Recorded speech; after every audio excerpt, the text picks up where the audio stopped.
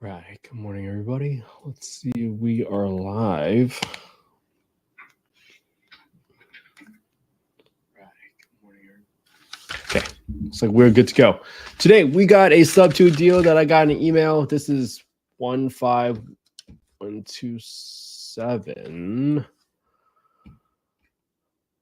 Jetfire Port in Ormy, Texas. Let's see where this is. This is, I think it's, I believe, outside of San Antonio. Let's see if I can find it.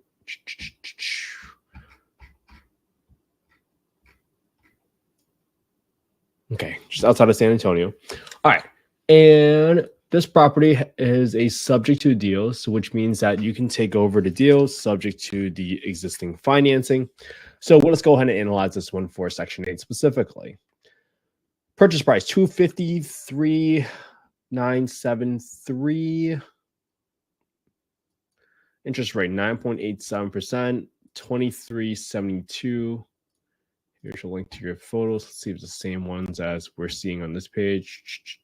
Looks pretty active option on the contract. This probably looks pretty good, like a couple of rooms of carpet, but doesn't even look like it needs carpet or, paint or anything like that. Looks pretty good. All right. Yeah, these are the same photos as the listing, so that's all it was. Entry fee, 25 grand. Let's see what else we got.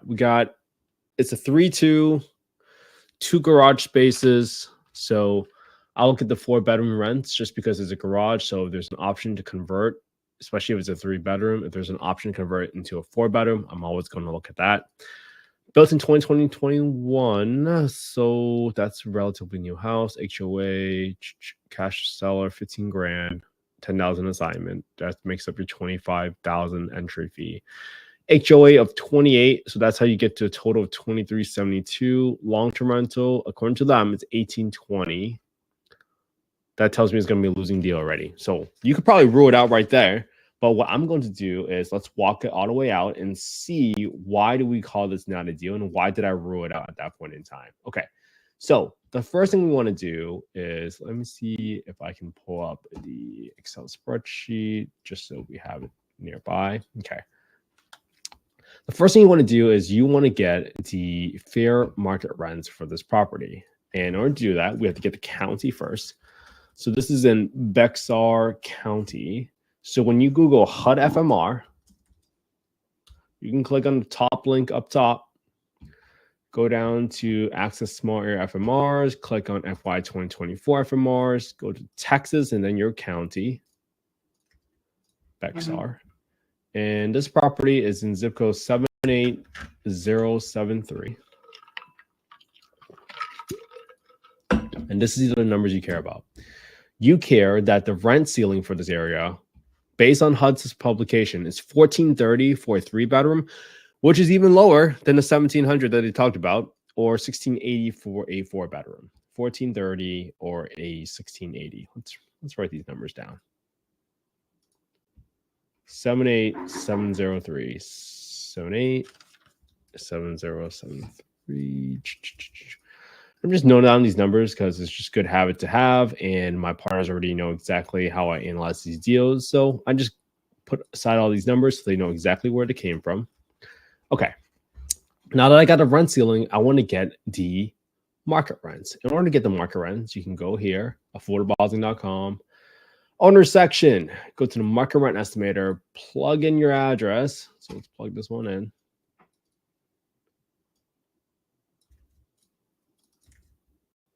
Boom. I plug in the bedroom count. The number you're going to care most about is this number on the bottom right. It says right here that the rent for this area on average for a 3-bedroom is $1,824. Okay, $1,824. Let's go ahead and put that number in there just so we write all these numbers down. Put this right up top so you guys can see me plug it in. $1,824, $1,780 for the zip, $1,780 for the city, and $1,765 for the county. That's within a 0.36 mile radius. Next thing I'm going to do is I'm going to look at the rents for the 4-bedrooms. $1,998. All right, that makes me feel a little bit better at least. $1,998. but you're only getting $100 lift to convert a garage. And sometimes that might not be worth a while of your investment, because a garage conversion could easily cost from 10, 15, 20 grand, just depending on the foundation and whether or not you need to put and modify, like put in a mini split for air conditioning, et cetera, et cetera. So all these things you got to take into consideration. And that's within a 0.5 mile radius, 4.9, roughly 0.5. Okay. So now, because now you have the market rent for a 3-bedroom, 1824, and you have the ceiling rent of 1430, you cannot charge more than 1430 for the rent for Section 8. So if you were to use this as 1430, we already know it's going to lose money because we know the PITI, but let's walk it out so that you can actually see how much money you're losing per month. So let's get the deal details. So this property, 253,973. 253,973. That's a purchase price, okay? And for those of you that are watching on Instagram, you want to go to youtube.com/@Kent_HE. You can see the full screen version, okay? Now, then I'm going to put in the... plug out these numbers so you guys see. 3.87. Entry fee, 25 grand. So it's a $15,000 assignment fee. No, $10,000 assignment fee and $15,000 cash or seller or agent. 15,000 and 10,000 for the assignment fee. Okay, that gives you 25 grand. I got 2.5% closing costs. I got 3 months of holding costs, roughly. And then I got my renovations reserve. And I'm going to assume I just need to set aside $3 a square foot just in case. And because this property is, what's the square footage on it? 1526. I'm just going to set aside some money just in case. 1526. I don't need to do anything else. Actually, it looks pretty good. So I might just do 1526 for the flooring and divide that by 3 for some of the carpet. And that's only roughly 4 grand. Nothing else. So it's roughly 8 grand I'm setting aside every single month, including some roof and outdoor repairs. All right. Moving forward, continue to populate the numbers here.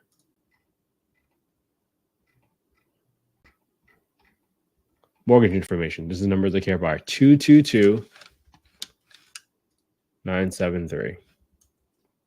3.87% interest rate. It's an FHA loan. There is a solar loan for 31,376. That matures in 8/1/2051. So this probably started 8/1/2021. And at the end of the day, I have these solar amount payments and HOA payments. And what you really want to do is you do not need to get to exact, right? All your goal up towards this point is to decide whether or not it's worth your time to analyze the deal any further. So once you have this total payment number, 2372 equals 2372, you're going to take that number, you subtract all the loan payments. So the subto loan, principal, and interest payments, and the solar payment here. And that results in your insurance number and your property tax number for this property. I'm going to add another $30 of insurance premium, because usually your insurance premium for a rental property is going to be a little bit higher than your primary residence property. So I'm going to add extra $30 there. I got 10% for my maintenance. I don't need to put an HOA again, because my monthly payment of 2372 already included my HOA, right? Again, this spreadsheet is just for you to maneuver to get yourself to a point where you're comfortable with how it's being analyzed. So that's why I put it up there. I got 10% for property management, 5% for vacancy. And that results, assuming you can only get 1430, which is the rent ceiling for Section 8, you would be losing 1330, negative 1330 per month, assuming your rent was 1430, and you are renting out as a 3-bedroom Section 8. 3-bed Section 8. Okay. Now, because that's such a big loser, I'm not even going to look at the rents for a 4-bedroom, because that's also going to be a loser, because you're only going to go up $200. And when you're losing $1,000 to $1,300 a month, you know that's not gonna fly. That's not gonna be a deal. I'm not sure about you, but I cannot sustain taking out $1,000 out of my pocket every single month.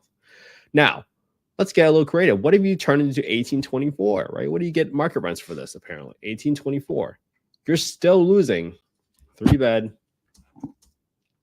market 1824, you will still be losing $1,034 a month. And that is a negative 26.5%. Before you were like negative 30. So to me, none of these are deals, even if you turn Section 8 or you turn this into a market rental. Because at this point in time, like for $400, that's a pretty big difference. And if you're heavily bleeding, it might not make sense to go after a Section 8 rental, to be honest with you. There are some areas where they just haven't caught up in what they're able to produce with you. And obviously, again, this is not investment advice. I'm not soliciting any investments on this call. I'm simply showing the work I'm doing every single day, analyzing deals, putting in the reps, and just getting it better and better at this process. And all we're doing today is showing you how you can get started. Right? Sometimes we get really nervous, we get really anxious because we don't know what the options are or how do we even get started. And learning how to analyze a deal so that when a deal comes across your face and slaps you across the face, at least you can recognize, hey, whether or not that's a deal or not, right? And if you ever have any issues with creating content, well, sometimes it's so hard to come up with content. That's why we are doing this. You can just copy my homework in this scenario. Look at the same deal looked at today using the same spreadsheet, and you can just DM me your email on Instagram at InvestWithKenHe, and I'd be glad to share the spreadsheet I used today with you because I've been so grateful and so blessed to have been given that spreadsheet by the folks, and I just modified it to fit how I analyze deals every single day for my own purpose for Section 8. So analyze deals every day alongside with me. All it takes is 18 minutes a day for 365 days. And you will be better at analyzing deals than probably 95% of the country. And that might be a really good way for you to get started. And even if you're shy or camera shy and you're not confident, you don't even have to put it out on your YouTube as a public video. Just put it as private or unlisted. And when the time comes and a partner asks you, hey, why do you think this is a deal? Well, you can point them to your own YouTube channel and say, I know this is a deal because I looked at the past 186 deals, and they were all not deals. Might that give you a little bit more confidence? Might that give your partners a little bit more confidence? I certainly hope so. So, all right. Have an amazing Wednesday, everybody. I hope you guys are able to spend some quality time with your family and friends today. It's a little bit warmer today, so it's beautiful weather outside. Have an amazing day, everybody, and I'll be back here again tomorrow.